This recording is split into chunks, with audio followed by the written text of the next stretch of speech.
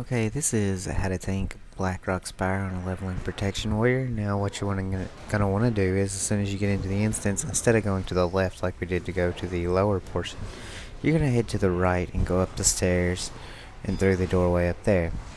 Now this is a little bit hard to get a group for, so what you're gonna want to do is most people go to Outland as soon as they hit level 58. What you're gonna want to do is just to queue for the lower section, and whenever you do get a group for the lower section, you can just head to the right and kill all these bosses. This boss right here is the very first boss. What you're going to do is click on the little pillar and it'll interrupt all their channeling. All the guys in the room will aggro to you. You just AoE tank them like you would any other pack of trash mobs. Now, you're going to have a long wait between after you finish these guys off and for him to actually appear. He sits there and doesn't actually appear. I had to edit a bunch of that out because it's like an actual 2 or 3 minute wait. The boss is really nothing special. It's just a straight tank. I don't even know if he has any special abilities. You just tank him like you would any other mob. The one thing I did notice about this entire dungeon is that every boss, other than I think the last two, has some kind of build-up event, so it goes really slow. This is the Father Flame event, and basically what you're going to want to do is send someone in stealth over to the pillar on the far right hand side of the room. They'll grab the feather.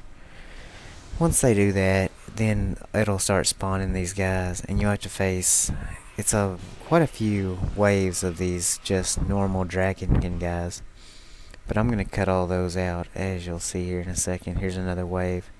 But you're just getting waves of 2 guys at a time. This is an optional boss, and I would definitely suggest skipping him just because of the fact that it takes like 6 or 7 minutes to actually get to the boss right here.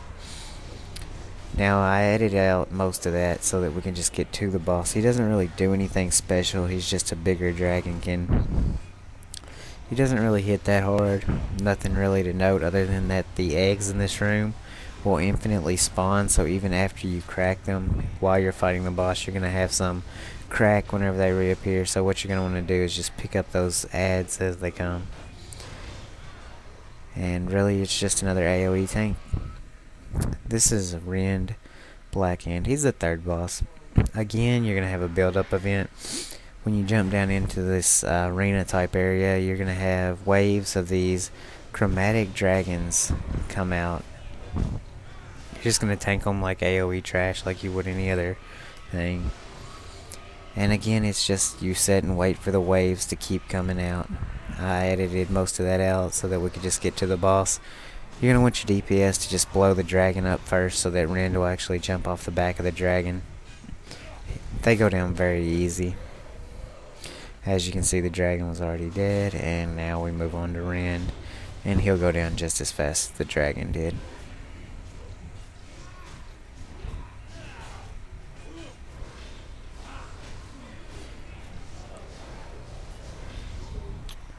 This is the Beast. He's the 4th boss in this instance. One tip that I would have for you is to, instead of charging him like I do whenever he first comes out, is to actually save your charge, because he's going to use a knockback almost immediately, and you can just charge back in instead of getting knocked back and having to run back all the way to him like I had to do. He's going to shoot AoE fire breath, so just spin him away from your group. He does a knockback and a fear, but you should have plenty of aggro to actually hold through the fear. Now when he knocks you back, you're going to have to charge in and taunt him to get him back real quick. But other than that, he's just your traditional boss. The final boss in this instance actually has 2 elite guards. It's not a big deal, just AoE tank him like you normally would. And he is actually not that bad of a boss if you can just stay off his AoE so that your melee and stuff doesn't have to stand on it. It's right there, you'll see me try to move off the AoE and I get stunned, but it happens. So what you just want to do is AoE tank like you normally would. Nothing much to this boss. Really, this entire instance is pretty boring and only worth coming to if you have maybe nostalgia for the old vanilla dungeons.